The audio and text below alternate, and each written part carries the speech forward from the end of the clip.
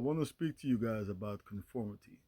Now, conformity is pretty much what everyone else is doing. So I remember when I was a young man and I heard, a group of a group of students talking, and they were talking about, working this summer job, and I heard it, and I got interested, and then obviously I was able to get the necessary information, and I got the summer job. But then guess what?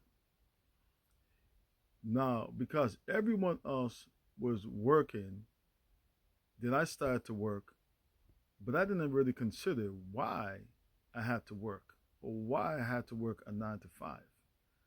Then I started getting exposed to a lot of different information. Then I came across a man by the name of Napoleon Hill, and then he was just going into a lot of information. And then I heard a man by the name of Earl Nightingale, and he was basically going into everybody's doing what everyone else is doing, but they really don't have an idea of what they truly want to do in life.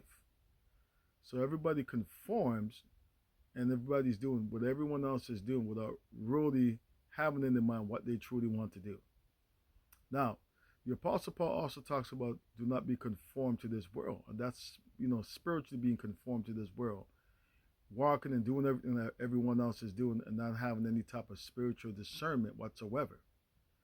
So a lot of times, we're working jobs, and we work these jobs, and we don't really have any idea why we want to even work in the first place, especially when you have a family. The question you got to ask yourself when you have a family: what I did in my as a teenager, or when I did when I was a younger man, would I be able to do that as an older man when my children starts to get older and when I have more responsibility and so forth, depending on the size of your family? So the paycheck you once worked for, is it the paycheck you could continue to rely on? That's the question.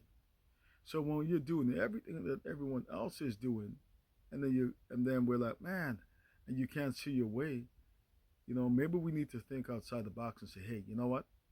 Why don't we really look at what we want to really accomplish and do in this world? Now, I brought up Earl Nightingale, and I brought up Napoleon Hill because there's a book that I read called Think and Grow Rich, right? And I read it because there's a lot of good stuff. There's a lot of good philosophies within that book. Right? The ultimate book I read is the Bible, right? And I don't put anything above the Bible, but there's a lot of good information in there. And it's really about mindset and really making sure that you have a correct mindset. And that mindset is really it consists of things that really can allow you to be prosperous in your undertaking as far as what you want to do in life. So we need to understand that, and we need to have a clear picture and a mental picture in our mind of the things that we truly want to do, and that the things that we truly want to accomplish in this world. Because if we don't have a clear picture of what we want to do, we're going to be like everyone else, and we're going to be conformed, right? And we're going to be, in other words, we're going to get caught up in conformity, and we don't want to do that. We don't want to be same old, same old. We want to say to ourselves, okay, we want to be our own boss. This is the type of money that I want to generate. I want to have a business, and this is the magnitude of the business. And I want to get reliable sources and reliable information that's going to help better me. So how can we do that? Yeah, we could go to college, university, and all these things, but these things don't really teach you and give you the guideline to really follow, like some of the principal things that you need in order to be successful. In order to see your way, we have to think differently. We keep doing the same thing that we've always done. Well, how do we expect change? If you look in the mirror and you see that you need to lose weight, well, how do you lose weight? It first starts within your mind, and then you incorporate a good workout.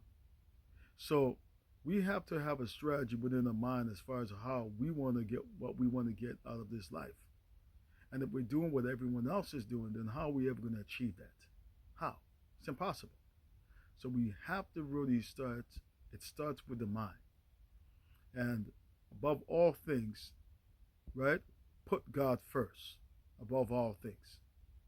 And this is Alex Clark. May God bless you.